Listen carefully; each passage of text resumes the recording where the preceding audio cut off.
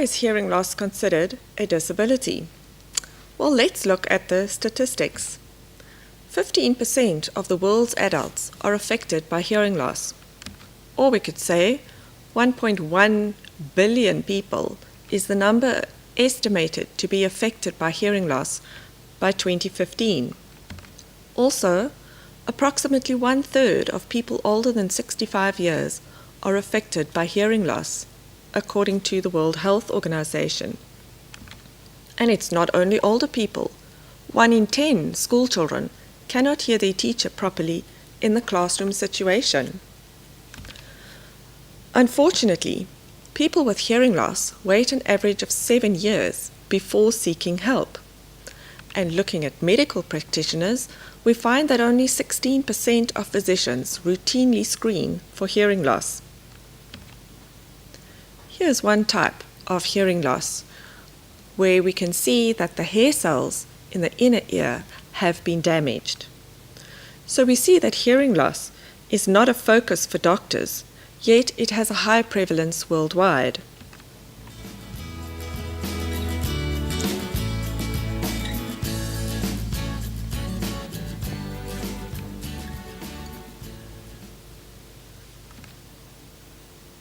Firstly, we must understand hearing loss and disability, and it is important to know the terms used. Terminology: deaf with a capital letter D refers to a deaf cultural group using South African Sign Language as a mother tongue language who do not align with impairment or disability. Hard of hearing refers to persons with different degrees of hearing loss who do not align with impairment and disability. Hearing impaired refers to persons with different degrees of hearing loss who use various means of communication, for example, as speech or hearing aids and speech reading. This group aligns with impairment or disability and the hearing world.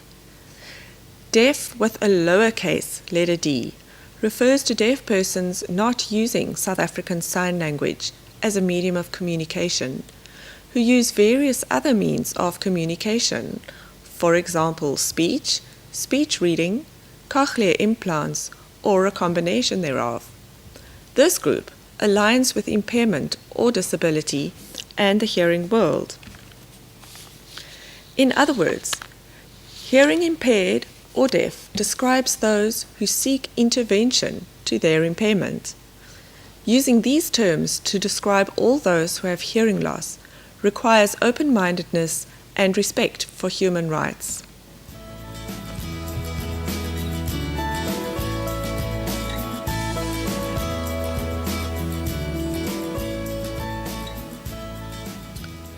So who are persons with disabilities, and why is hearing loss considered a disability?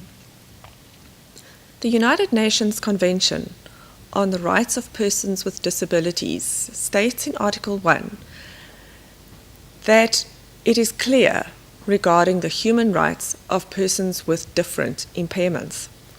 Impairment is central to disability, substantially limiting and/or reasonable accommodation. Various pieces of South African legislation also come into play here.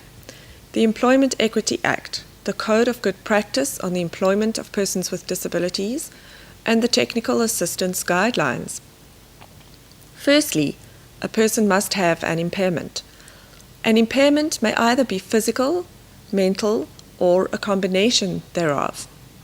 A physical impairment means a partial or total loss of a bodily function or part of the body. It includes sensory impairments, such as being deaf, hearing impaired, or visually impaired. That's part of the Code of Good Practice, paragraph 5. Now, defining persons with disabilities under the Act. The scope of protection for people with disabilities in employment focuses on the effect of a disability on the person in relation to the working environment and not on the diagnosis of the impairment. Only people who satisfy all the criteria in the definition, long-term or recurring, having a physical or mental impairment, which substantially limits are considered as persons with disabilities. The term impairment. Now, an impairment may be physical or mental. A physical impairment means a partial or total loss of a body function or a part of the body. It includes sensory impairments, such as being deaf and hearing impaired. A mental impairment means a clinically recognized condition or illness that affects a person's thought processes, judgment, or emotions. Substantially limiting.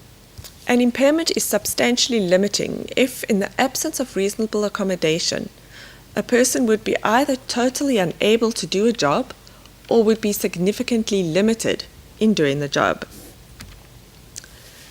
So, disability is imposed by society when a person with a physical, psychosocial, intellectual, neurological, and/or sensory impairment is denied access to full participation in all aspects of life, and when society fails to uphold the rights and specific needs of individuals with impairments. The definition is therefore that persons with disabilities include those who have physical, psychosocial, intellectual, neurological, and/or sensory impairments, which, as a result of various attitudinal, communication, physical, and information barriers, are hindered in participating fully and effectively in society on an equal basis with others. Now, there are various models of approach to disability, of which the most popular is the social model. The social model states that the agent of remedy can be the individual, a specialist, an advocate, or anyone who affects the arrangements between the individual and society. It does not include the presence of a medical condition or impairment, or the need for medical intervention. This model focuses on the abilities of persons with disabilities. It assesses the impact of the socio-economic environment on the full participation, inclusion, and acceptance of persons with disabilities as part of mainstream society.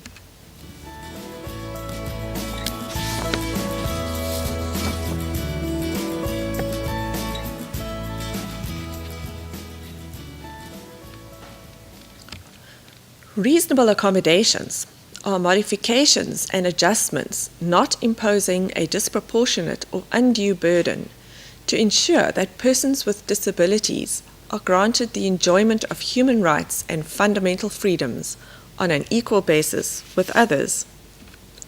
Another term we must understand is universal access.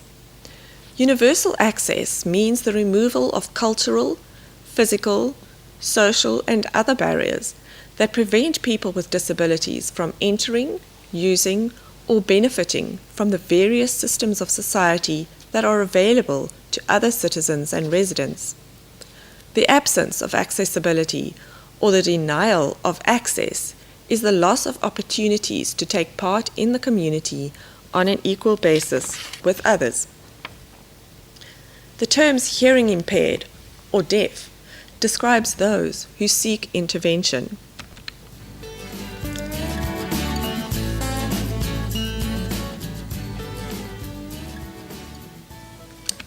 Let's look at intervention in practice. This includes lip-speaking services and development, speech reading services and development, whisper interpretation and development, note-taking services and development, facilitation of assistive listening devices, facilitation of assistive living devices, general rehabilitation services in terms of the experience of post-lingual hearing loss and deafness, facilitation of aural rehabilitation, facilitation of hearing therapy, education and training for adults with post-lingual hearing loss and deafness, depending on their choice of communication methods, universal access or communication regarding the diversity of persons with hearing loss, hearing and ear protection, awareness on noise-induced hearing loss, Sensitisation programs on the impact of post-lingual hearing loss and deafness, the management of the functional needs of persons with post-lingual hearing loss and deafness in the workplace and broader society, concepts like impairment and disability in line with the United Nations Convention and South African legislation, audiology and applicable services, speech therapy and applicable services. The various references are now on the screen, including the United Nations Convention on the Rights of Persons with Disabilities and the South African Constitution.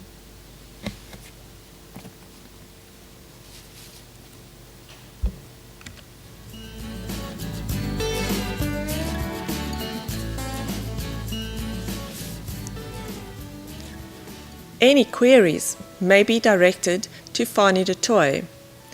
His email is fani.dt@mweb.co.za or fani@roadtoindependence.co.za.